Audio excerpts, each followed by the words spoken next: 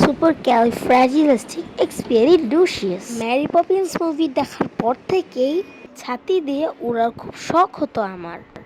তো আমি বিভিন্ন জায়গায় এটা ট্রাই করতাম, কখনো একা, কখনো দুইজন। তারপরে একদিন ম্যারি পপিন্স রিটার্ন আসে। ছাতি দিয়ে ওড়ার চেষ্টা করতে গিয়ে একদিন প্যারাশুট বানানোর কথা মনে আসে। প্যারাশুট দিয়ে কখনো নিচ থেকে উপরে ওঠা যায় না, অনেক উঁচু থেকে প্যারাশুট নিয়ে লাফিয়ে পড়তে হয়। আমি তো আর রেনেসার যুগের মতো প্যারাশুট বানাতে পারবো না, তাই প্লাস্টিক দিয়ে একটি প্যারাশুট বানাবো।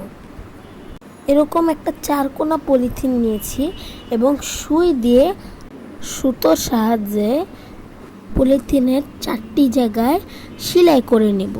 এরকম সেলাই করতে করতে আমাদের 4টি কোণা সেলাই হয়ে যাবে।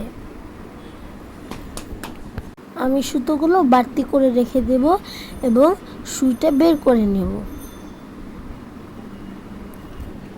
আমার এই প্যারাশুট ম্যানটাকে আমি এই সুতোগুলোর সাহায্যে লাগিয়ে দিব। তো এভাবে সোজা করে নিচ্ছি।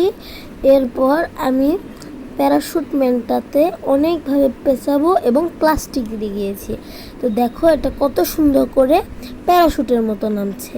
আমি আরেকবার ছাড়ছি, দেখো বাতাসের গতিবেগের সাহায্যে আমার এই প্যারাশুটটা ল্যান্ডিং করছে। খুব একটা সুন্দর না হলেও আমি এই খেলনাটা দিয়ে অনেক মজা পাচ্ছি। এটাকে যখন ছাড়ি খুব সুন্দর করে আস্তে করে ল্যান্ডিং করে, আর এটা দেখতেও অনেক স্যাটিসফাইং লাগে। তো এই ছিল আমার নিজের তৈরি প্যারাশুট। ধন্যবাদ বন্ধুরা, আসসালামু আলাইকুম।